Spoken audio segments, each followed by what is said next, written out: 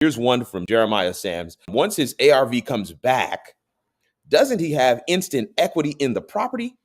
Could he take the equity out and use it? Question mark. That's a yes and a yes, yes, yes, yes, yes.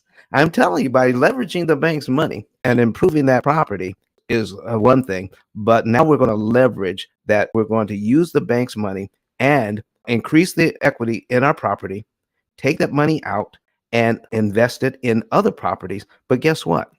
We're going to lower the interest cost on using that money. It's like getting your money on sale. Woo. 75% off. Listen, Living Man came back. They've been indoctrinated to what they are taught. I think he was responding to people being in disbelief. It's very much an indoctrination, right? We've been hearing that you have to pay it this way for all these years. Then you come in this room and you hear this information. You're looking at the numbers on the screen that don't lie. Right. And it makes sense. Yes. But you're also trying to, wrestle with these years of information you've received. So I get it. Well, Living Man also put up that what we're talking about is it came in right after the Emergency Banking Relief Act in 1933. That's right. So what we're talking about is the New Deal, FDR's New Deal that came into being right then. And in 1934, because of this act, okay, listen, folks, this history is not too far removed from us. Okay. And so we're having for 88 years, we've had loans we could not get before 1934. You could not get a 30-year loan. Well, the Emergency Relief Act was to bring us out of the Great Depression when the stock market crashed in 1929. So, I mean, things were bad. I mean, bad for people who didn't have money. It was not bad for the people who were rich and who had the banks. They weren't circulating their money. They weren't putting it out to use. They were using their money for themselves still, but they weren't putting it out there so it could end up being lost. They didn't want to put it down a rabbit hole. So now, how do we get the banks to lend again? Okay, so we encourage them by putting in amortization, where you can now put out a loan for 30 years. What? Have people pay us interest for 30 years? Yes, you can. And we're going to amortize it so that a 3% loan will actually get you a 51% return. What? We're going to tell the people that they're getting a 4% loan, but you're going to get a 71% return on that money. What? 71%? And if you give them a 5% loan, you're going to get a 93% return on that money. They have to give you 93% of what they borrowed. And if it's a 6% loan, they have to actually pay you more in interest than they borrowed in principal, essentially doubling your money. You send out $200,000 at 6%, they have to pay you more than $200,000 in interest. What? That's what we're talking about, folks. That's what's going on here. But that really didn't get them excited. They liked that idea, but that wasn't enough. So what they had to do then was, with the FHA coming into being in the same year, the government let the banks know.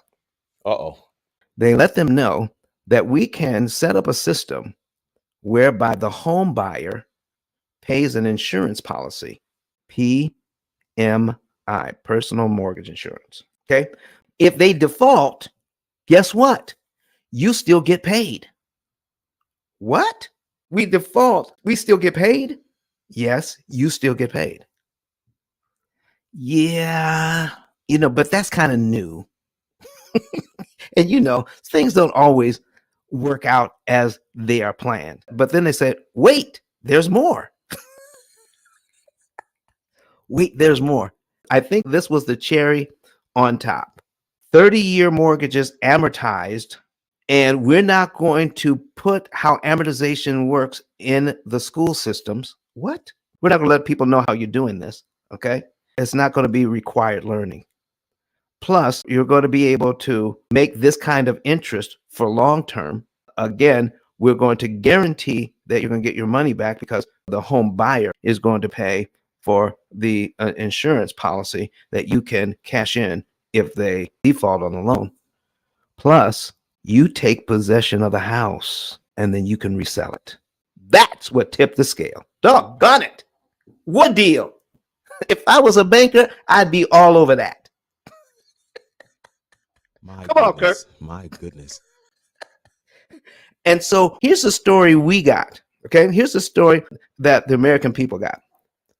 We're a nation of renters.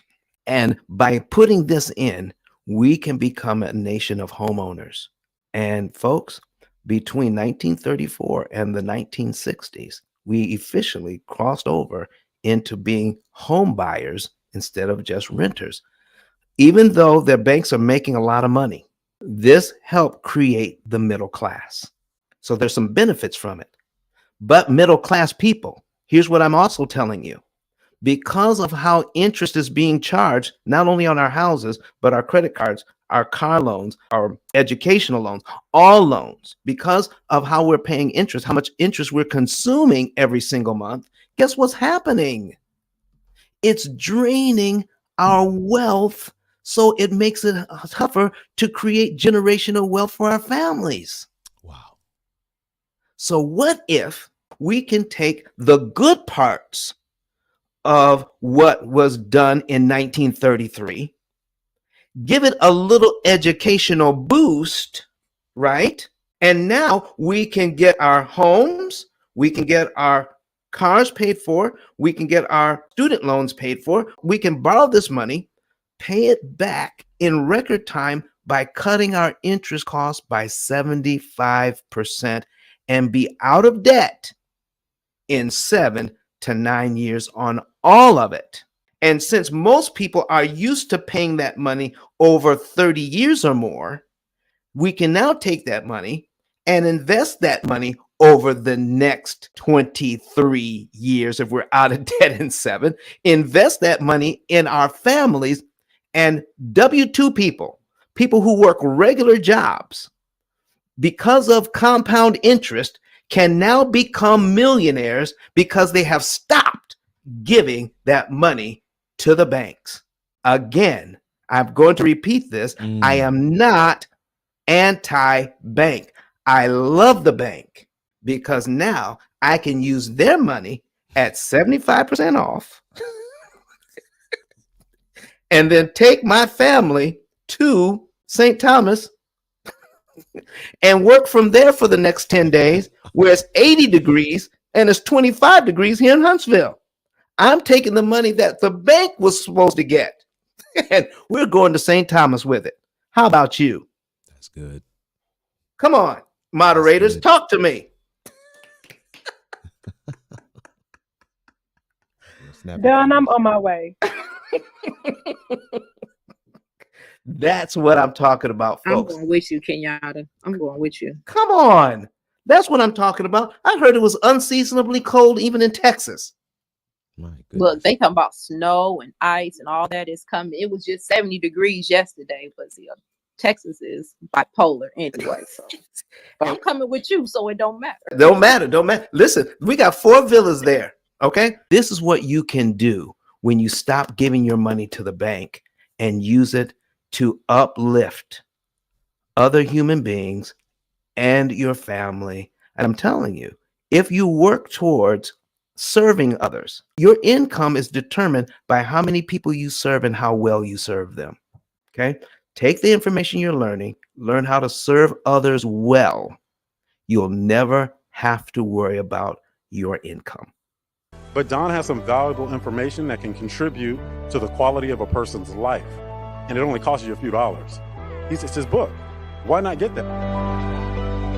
I'm going to go through the P.I.L.L method myself with some of my investment properties.